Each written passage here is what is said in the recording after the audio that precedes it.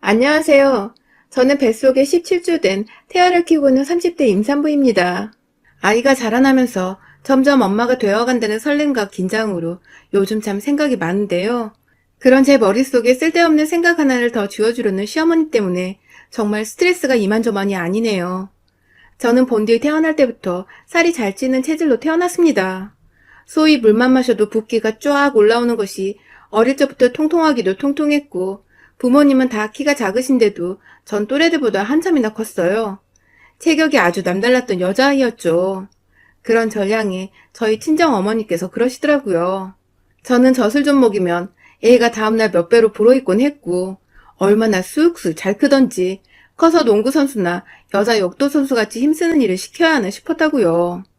보통 이런 소리를 들을 때면 옆에서 저희 언니는 엄마라면 딸내미를 좀 더 예쁘고 호리호리하게 키울 생각부터 해야 하는 게 아니냐고 하면서 역도 선수가 뭐냐며 제 통통한 몸뚱이를 보고 놀릴 자세를 취하곤 했었어요.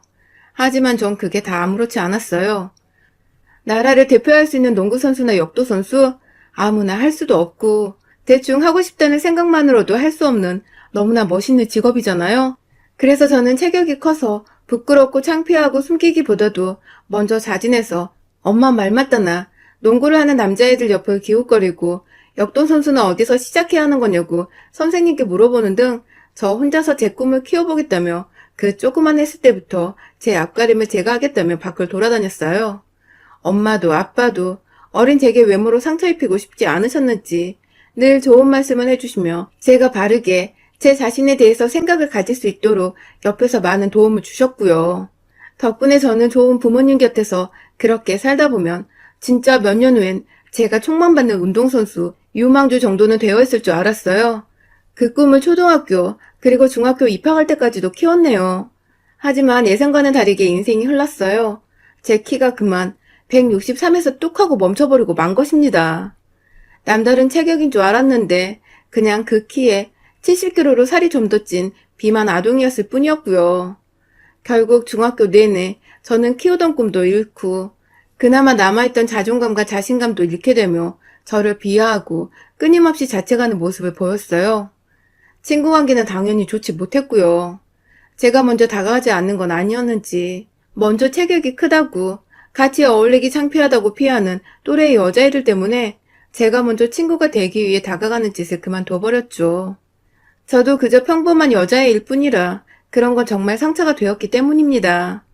어쩌다 시작된 은연중의 따돌림과 소외됨, 그리고 제 스스로를 사랑하지 못하고 못나고 어린애로 살아갔던 중학교 시절은 제 인생에서 가장 최악의 시간이었어요. 졸업을 할 때 보니 제 몸무게는 10kg나 더 쪄버린 80kg를 웃돌았고 여전히 키는 그대로여서 비만도는 더 심해져 있었어요. 그간 스트레스를 쌓이면 먹는 것으로 풀곤 했었는데 그게 결국 제 몸을 더 악화시켜 버렸더라고요. 살은 더 쪄있고 인간관계는 전과는 비교할 수 없을 만큼 망가져 있었고 그런 저를 보며 아무런 티는 못 내지만 뒤에서 눈물도 여러 훔치셨을 엄마와 아빠를 생각하니 가슴이 미어졌습니다. 어릴 적 절 놀리기에 급급했던 언니도 가족은 가족인지 점점 어두워져가는 저를 불쌍하고 치근덕스레 보면서 걱정하는 모습이 더욱 역력해져 갔고요. 이대로 더 살다가는 저뿐만 아니라 절 지켜보는 제 가족들이 더 힘들어지겠다 싶던 그때 제가 다이어트를 결심했습니다. 정말 독하게 뺐어요. 남들은 대학 가면 빠진다고 공부에 열을 올리던 그때 저는 정말 죽지 않을 만큼 먹으면서 날마다 동네를 돌아다녔어요. 처음엔 살이 쪄서 무릎 관절이 안 좋아 5바퀴 정도 돌던 걸 살이 조금씩 빠지기 시작하자 10바퀴, 20바퀴 정도는 점점 거뜬해졌고요.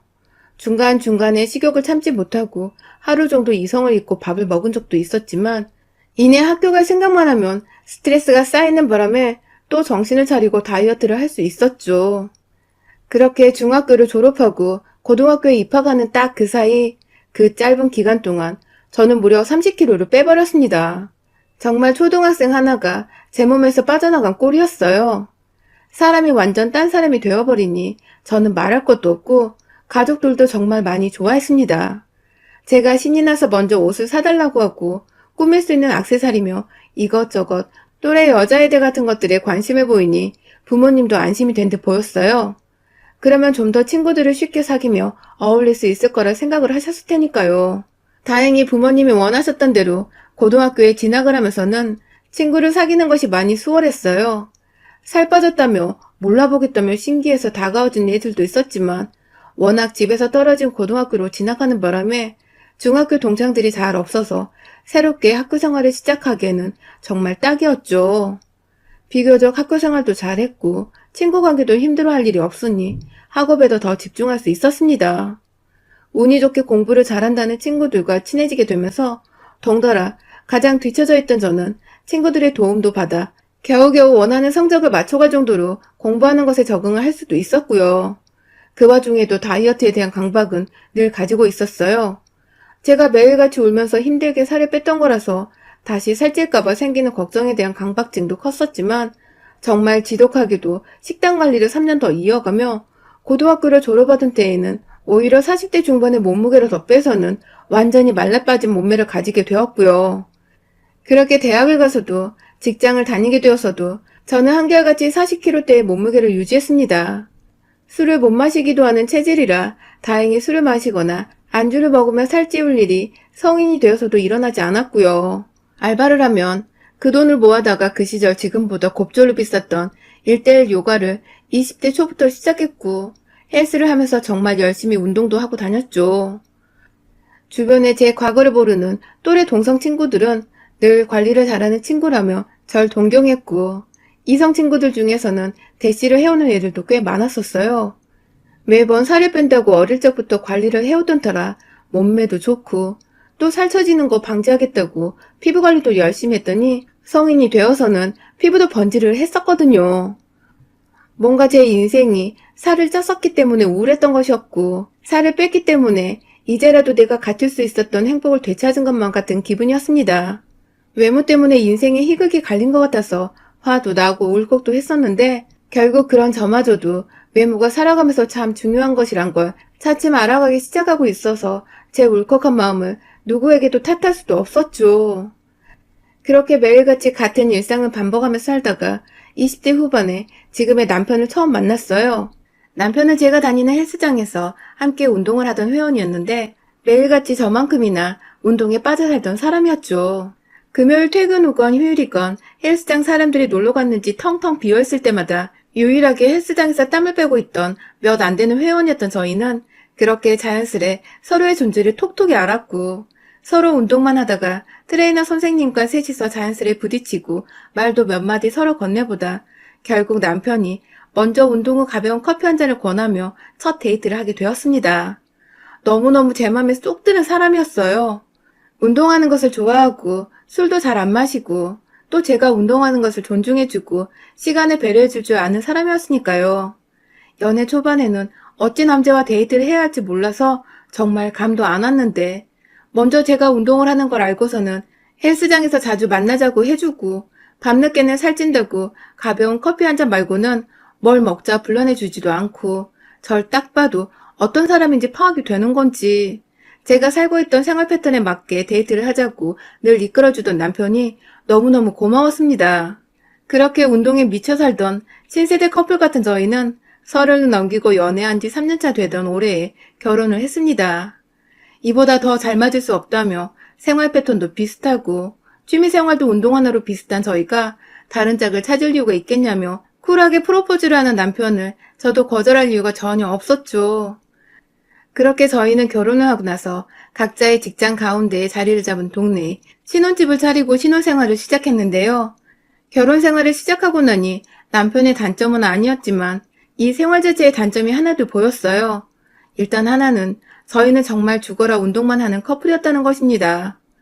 저도 사람인지라 아무리 살 빼는 게 중요하고 운동하는 게 좋다지만 가끔은 쉬어주는 시간을 가지기도 했거든요. 하루에 1시간 정도 유산소와 무산소를 섞으며 일하는 것만으로 충분하다 생각하며 살아오다가 남편을 만나서는 이 사람이 운동에 미쳐 사니까 덩달아 따라서 조금씩 무리를 해보며 헬스장에 더 오래 머물렀던 것인데 결혼을 해보니 남편은 좀 여유를 가지고 신혼생활을 더 즐기기는커녕 더 열심히 퇴근 후 곧장 헬스장으로 주말에도 눈 뜨면 헬스장으로 향하더라고요. 이게 좋았기 때문에 결혼을 한 건데 막상 내 남편으로 둬보니 평생을 운동에 미쳐 사는 남자와 이렇게 살 수 있을까 싶어서 아찔했습니다. 나중에 제가 아파도 운동부터 하고 오겠다고 할 것만 같아서 점점 걱정이 되기 시작했죠. 그래도 한편으로는 저도 함께 운동을 할 수 있다는 것에 의미를 두며 그냥 잘 넘겼어요. 정말 큰 문제는 다른 하나였는데요. 바로 남편을 쏙 빼다 닮은 시어머니셨습니다. 시어머니도 운동을 열심히 하시냐고요?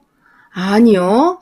바로 남편이 운동에 미쳐 사는 것처럼 한번 빠지거나 생각을 하면 헤어나지 못하고 그것만 생각하는 점이 쏙 빼다 닮았다는 것이었죠. 결혼 초까지만 해도 시어머님은 그리 얼굴을 잘 보는 사이도 아니었고 저와 막 살갑게 지내는 사이도 아니었어요. 일단 제 옆에 있는 남편이 시부모님께 무뚝뚝하기도 해서 제가 필요이상으로 막 나서서 시어머니를 먼저 챙기려고 하진 않았죠. 그렇게 결혼 생활이라는 건 남편과 둘이서 새 살림을 차리면서 잘 사는 거라 생각을 하고 살았는데 제가 결혼하고 5개월도 지나지 않아 아이를 임신하게 되었습니다. 제가 아이를 임신하게 되면서 식욕이 부쩍 늘었는데요. 처음 2달간은 제대로 모성애가 느껴지지 않은 것 같고 그래서 제 몸부터 먼저 생각하며 웬만큼 식욕이 돋아도 무조건 참으려고만 했었어요. 그러다가 점차 산부인과를 다니고 임산부 책들을 읽고 뭔가 뱃속 아기에 대한 것들을 찾아 읽고 접하면서 점차 애 생각이 저 하나보다 먼저 들기 시작하더라고요. 그렇게 하나 둘 입에 대고 먹기 시작한 음식들은 점점 첩첩산중으로 쌓여갔고 임신한 것을 좋아라 했던 남편도 먼저 먹을 걸 사다 주기 시작하면서 저는 2달도 안 되어 몸이 크게 불어나기 시작했습니다. 여기저기 임신 축하 전화도 많이 받았고요. 조언도 많이 해주시니 임신 주수가 지나갈수록 제 자신도 몸을 더 조심히 다루기 시작했어요. 운동을 무리하게 하는 것이 안 좋다고 하여 처녀짝에 했던 운동량을 절반의 반으로 확 줄여버렸고 간간히 저녁에 산책을 하는 것으로 운동을 대신했죠. 처음에 무조건 단점이라고 생각을 했던 남편의 미친 운동사랑도 제가 임신을 하게 되니 천만다행으로 바뀌기 시작했어요. 연애 때부터 지나가는 아기들을 보면서 무척이나 귀여워하길래 아이를 좋아하는 남자라는 걸 알고는 있었지만 이렇게도 다정한 남자일 줄은 정말 몰랐었습니다. 평생 좋아하던 운동도 제가 임신을 하던 순간부터 확 줄였고 제가 저녁에 산책을 할 때 꼭 항상 옆에서 손잡고 따라와서는 같이 동네를 걸어줬어요. 제 임신과 함께 덩달아 남편의 생활 습관도 완전히 뒤바뀌게 되었죠. 맛있는 거 같이 먹고 몸에 좋다는 저녁 밥상도 같이 차려 먹고 저희는 연애와 결혼까지 포함해서 거의 3년 5개월 만에 처음으로 몸무게 앞자리가 하나 늘어나는 등 포동포동하게 살이 쪘어요. 아주 보기 좋게 말이죠. 이게 다 뱃속 아기한테 좋은 거라 생각을 하고 또 뱃속 아기 덕분에 저희도 오랜만에 먹고 싶었던 것들을 마음껏 먹어본다고 생각을 하니 그저 즐거웠습니다. 그런데 우리 시어머니만 생각하면 잘 먹고 잘 살다가도 숨이 턱하고 막혔습니다. 하도 옆에서 살이 뒤룩뒤룩 쪄가는 중이라며 잔소리를 하셨기 때문인데요. 앞서 말씀드렸듯이 저희 시어머니는 하나에 빠지면 그것 말고는 다른 생각을 못 하시는데 글쎄 제가 임신을 하고 나서는 완전히 관심의 대상이 저와 뱃속 아기한테 쏠려버리신 겁니다. 처음 임신했다고 전화를 드렸을 때는 저희 친정 부모님만큼이나 좋아하셨고 또 좋은 말씀도 많이 해주셨어요. 그 덕에 양가 어른들 축복받으며 우리 아기가 잘 크겠다고 너무나 감사해 했고요.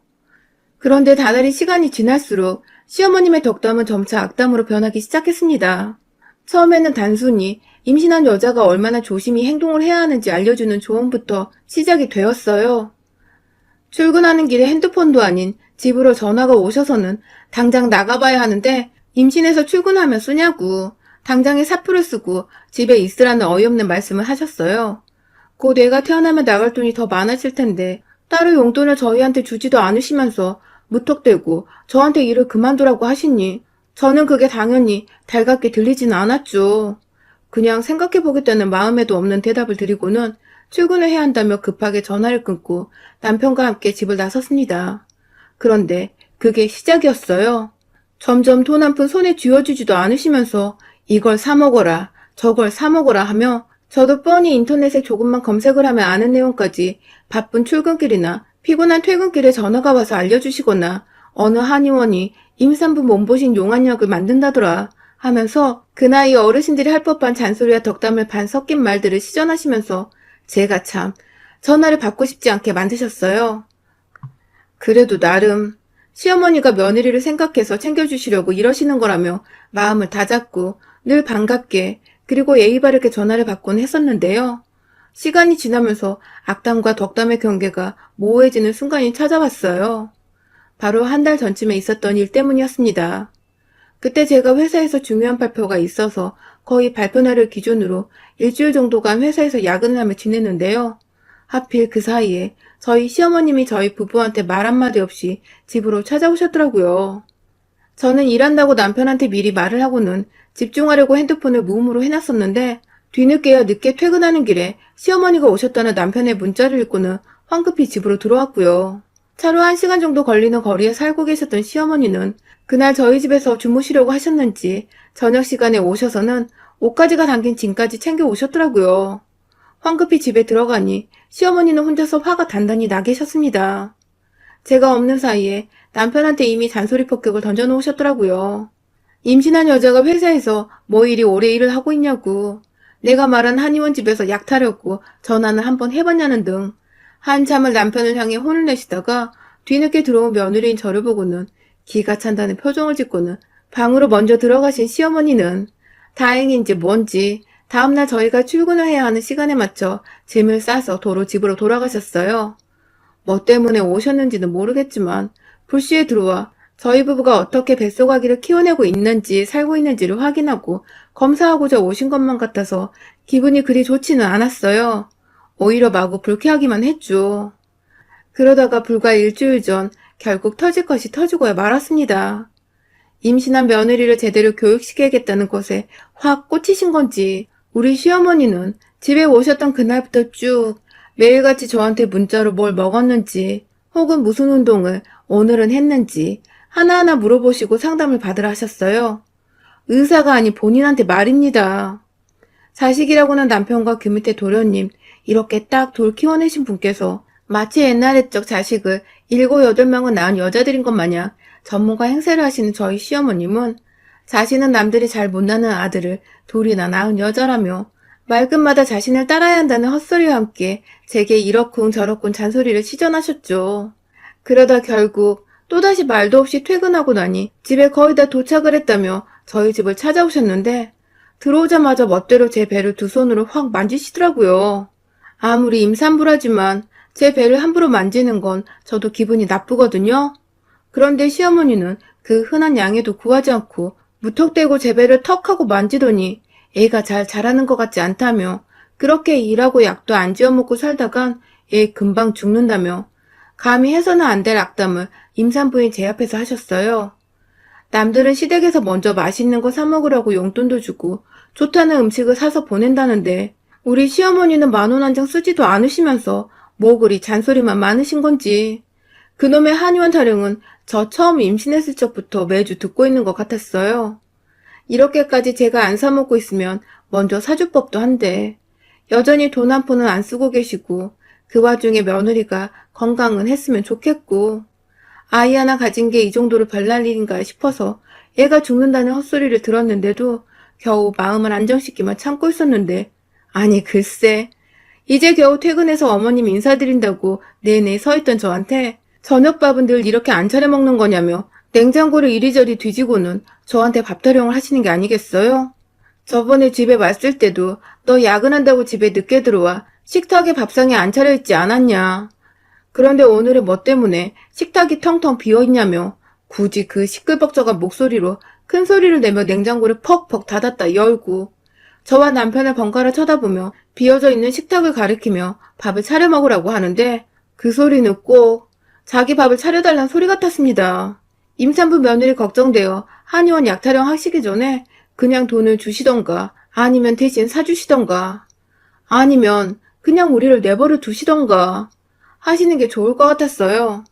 그래서 저도 모르게 너무 힘들고 스트레스가 쌓여서 어머님 저희가 아침이면 저녁이면 잘 알아서 챙겨 먹겠다고 말씀을 드렸습니다. 제가 임신하고 먹고 싶은 게 많아서 나름 남편과는 잘 챙겨 먹으면 살도 전보다 많이 쪘다고 걱정하지 마시라며 얘기를 했어요. 그런데 달래는 저와는 달리 시어머니는 오히려 제 말 어딘가에서 열이 받으셨는지 임산부 앞에서 쩌렁쩌렁하게 목소리를 높여 혼을 내셨습니다. 기껏 시어머니가 집까지 찾아와 말을 하면 귓구멍으로 듣는 신용이라도 하라며 친정에서 뭘 보고 자랐길래 얘가 일이 멍청하고 예의가 없냐며 갑자기 저희 친정을 거들먹거리며 절 비하하기 시작하셨어요. 그러니까 어머님 말씀으로는 제가 그간 어머님 말을 꾸준히 무시를 했다는 것인데 전 그간 출근길에도 어머님 전화인 거 뻔히 알면서 무시 못하고 다 받았고 집에 무턱대고 찾아왔을 때에도 일하고 오느라 힘들어 죽을 뻔했지만 티 안 내고 하시는 말씀 다 받아듣고 있었거든요. 그런데 살다 제가 살쪄서 뚱해 보인다는 소리는 들어봤어도 임신하고 다 큰 마당에 멍청하다는 소리는 또 처음 들어보네요. 그것도 저희 친정을 욕보이면서 말입니다. 그런데 제가 순간 너무 빡쳐버렸습니다. 아시다시피 임산부라 조울증같이 감정 컨트롤이 잘 안 되는 거 정말 겨우겨우 참고 살고 있었는데 정말 그 순간만큼은 남편이고 뭐고 시어머니의 얼굴과 기분 나쁜 그 목소리를 정말 더 이상 듣고 싶지 않았어요. 제가 임신하고 남편과 같이 먹고 싶은 걸 많이 먹고 싶었지만 그만큼 또 소화가 안 돼서 속이 더부룩한 경우도 많았거든요. 임산부한테는 소화불량에 오미자차가 좋다고 해서 거의 임신하면 이걸 남편과 둘이서 같이 달고 살았는데 그때도 마침 제가 손바닥만한 머그컵에다가 오미자차를 따라 부어 놨었거든요. 시어머니 잔소리 듣다가 다 식어가고 있던 오미자차를 보는 순간 제 머릿속 김도 완전히 다 빠져나가는 기분이었어요.